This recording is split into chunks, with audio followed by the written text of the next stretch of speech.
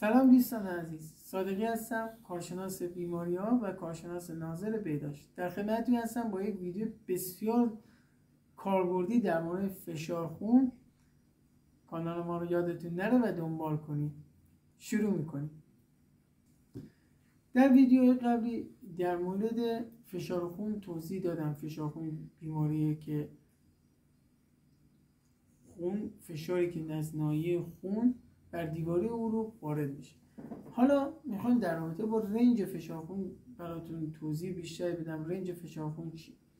ما طبقه بندی میکنیم فشار خون رو به نرمال، مرحله پیش فشار خون یا پیش پرفشاری خون و مرحله فشار خون و مرحله اورژانسی فشار خون. عزیزان، اول مرحله فشار خون طبیعی رو براتون توضیح میدم. همونجا که گفتم فشار خون دو تا آیتم داره، فشار سیستولیک و فشار دیاستولیک.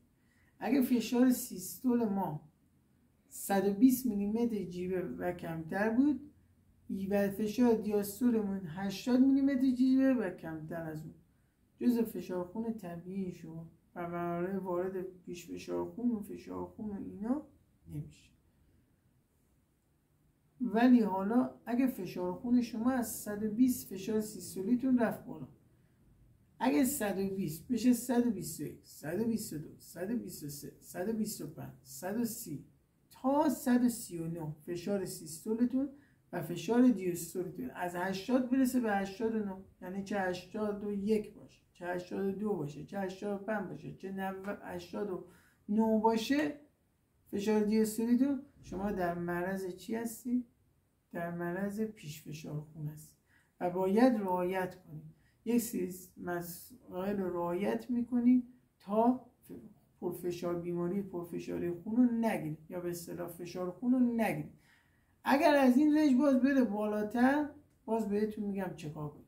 ولی تو این مرحله که مرحله پیش فشار خونید، معمولا دارو رو ما شروع نمی کنیم براتون و سعی میکنیم دستورالعملی رو به شما ارائه بدیم بر اساس دستورالعمل بدون دارو. به عبارت دیگه ما درمانمون روی لایف استایل زندگی شما، روی سبک زندگی شما. یعنی ما میایم درمان رو گذاشتیم روی تغییر سبک زندگی. میگیم غذای کم نمک بخور، کم چربی بخور، مقدار نمک دریافتی روزانه حد اکثر 3 تا 5 گرم باشه، یا به عبارتی ورزش بکن، پیاده روی بکن. اگه استعمال دخانیات انجام میدی بذار کنار، پیاده روی حداقل 5 بار در هفته، روزی 30 دقیقه. ما میایم با این روی کرد فشار شما رو کنترل میکنیم و به رنج استاندارد طبیعی میرسیم. این مرحله شما یعنی فشار بالاتر از 120 میلیمتر جیوه تا 139 فشار سیستولتون و دیاستولتون 80 تا 89 میلیمتر جیوه. این رنج رو بهش میگن مرحله پیش فشار خون که اگه رعایت نکنیم وارد فاز پرفشاری خون و فشار خون و بیماری فشار خون میشیم به اصطلاح. اگه فشار سیستولیک شما از 139 بره بالاتر و به عبارتی 140 میلیمتر جیوه تا 159 میلیمتر جیوه که زیر 16 میشه، نگاه کنید 159 میلیمتر جیوه یا همون 15.9 و فشار دیاستولمون از 90 تا 99 دیگه بالاتر رفت، اینو وارد مرحله پرفشار خونی خطرناک و اورژانسی میشه.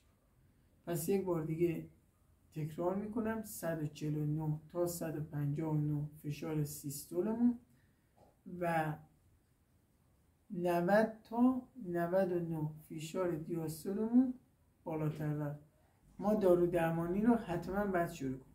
حالا میخوام راجع به این یکم توضیح بدم اصلا چجوری نحوه گرفتن فشار خون.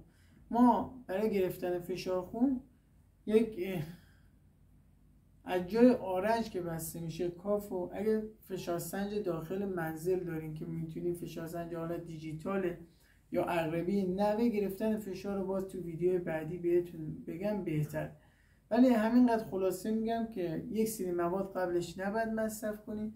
شما فشار سنج 2 سانت بالاتر از ناحیه آرنج که خم میخوره میبندید. سعی کنید یک لباس راحتی اگه داخل منزل، یک لباس راحتی دستتون باشه. این لباس رو لوکی نکنید که اینجا خودش مثل کاف اعمال بشه و فشار خون یک ناحیه از بازوتون افزایش پیدا کنه. قبلش یک سری مواد مثل چای و کافئین و اینا نباید با مصرف کنید. مواد کافئین دار، قهوه و خیلی مواد دیگه که حالا بهتون یک شرح مختصر میدم. یک شرایط استیبل و نرمالی باید داشته باشین، زندگیتون بدون تنش، لحظه فشار خون نباشه. نه اینکه درگیری و دعوا داشته باشین و یک لحظه بین فشارتون بگیرین، نه، چون همون لحظه بعد از چند دقیقه ممکنه اعمال بشه هورمونایی که اثرات خودشونو بذارن. در شرایط نرمال روتین شما با مدت 2 هفته فشار خونتون رو میگیرید.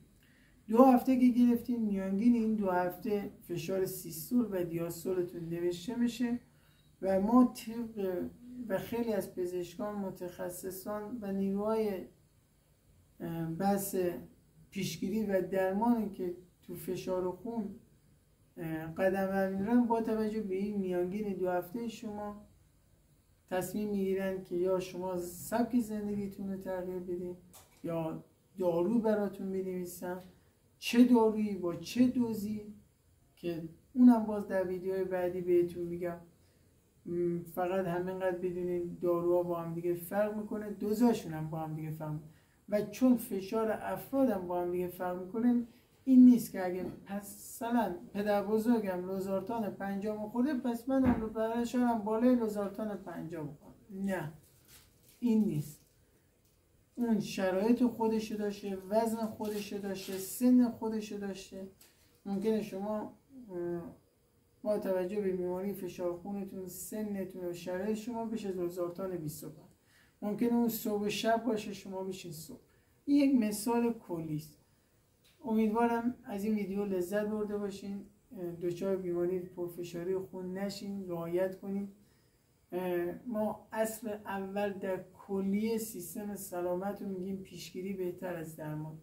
اگه شما بیاین روی سبک زندگیتون یک سبک زندگی نرمالی رو انتخاب کنید در زمینه مصرف قند و چربی و نمک تمام، مطمئنا به بیماری دیابت و فشار خون یا مبتلا نمیشین یا کمتر با عوارض خیلی کمتری و درمانش هم خیلی راحت‌تر.